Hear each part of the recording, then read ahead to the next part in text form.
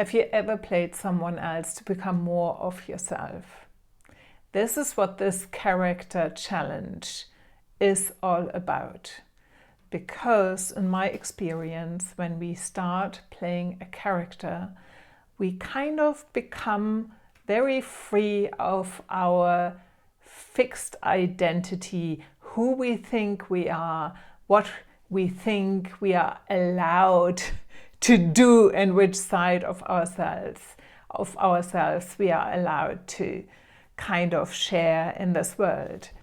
And so a character is a little bit like a mask where you kind of can pretend to be someone else, but at the end of the day you still, of course, tapping into parts of yourself.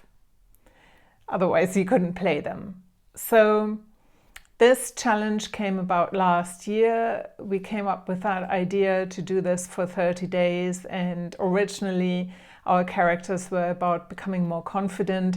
Both of us, Tran and I, who have been doing the challenge, were quite amazed how transformative it was, how we started being much more creative afterwards, how we started with new projects and also old passions of ours we had abandoned, we started to do again. So it was clear for us we wanted to offer this to others and also hold hands and guide them through.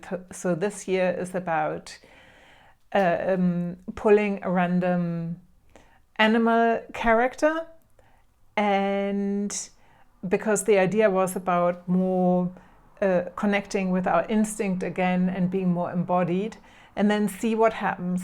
We already did this beforehand just to figure out how this works, and we're again quite amazed of how these characters showed up. Mine is called Madame Fluttery, and I'm, as of today, showing her every day her evolvement.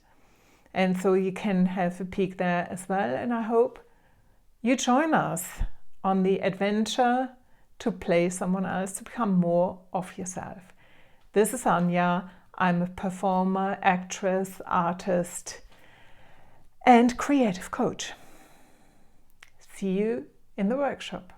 Bye-bye.